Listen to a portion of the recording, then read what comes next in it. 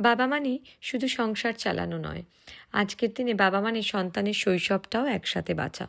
ছোটবেলায় আমরা বাবাদের দেখেছি সংসারের দায়িত্ব কাঁধে নিয়ে তারা কাজে ব্যস্ত থাকতো। আমাদের বাবারা আমাদের জন্য অনেক কিছু করেছেন, কিন্তু আজকের বাবার একটা জিনিস আরও বেশি করছেন, তারা সন্তানের বেড়ে ওঠার সাথে নিজেরা বড় হচ্ছেন।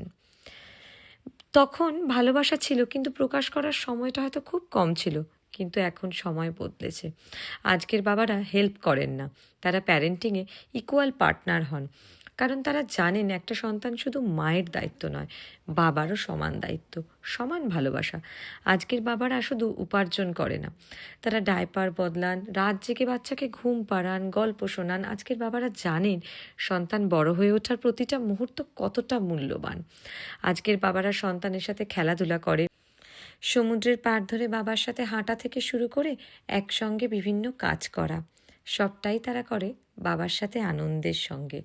আজকের প্রজন্মের বাবাদের সবচেয়ে সুন্দর দিক হলো তারা সন্তানের কাছে শুধু একজন অভিভাবক নন, তারা একজন বন্ধু, একজন খেলার সঙ্গী, একজন নিরাপদ আশ্রয়।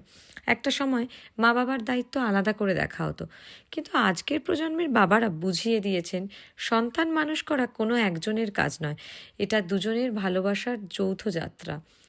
আরেকটা মজার ব্যাপার হলো এগুলো তাদের কাছে কোনো দায়িত্ব নয়, এগুলো তাদের দিনের সবচেয়ে সুন্দর মুহূর্ত। কারণ তারা জানেন একদিন এই ছোট্ট হাতটা আর তাদের আঙুল ধরে হাঁটবে না, একদিন বাবা বলে দৌড়ে এসে জড়িয়ে ধরার বয়সটাও ফুরিয়ে যাবে।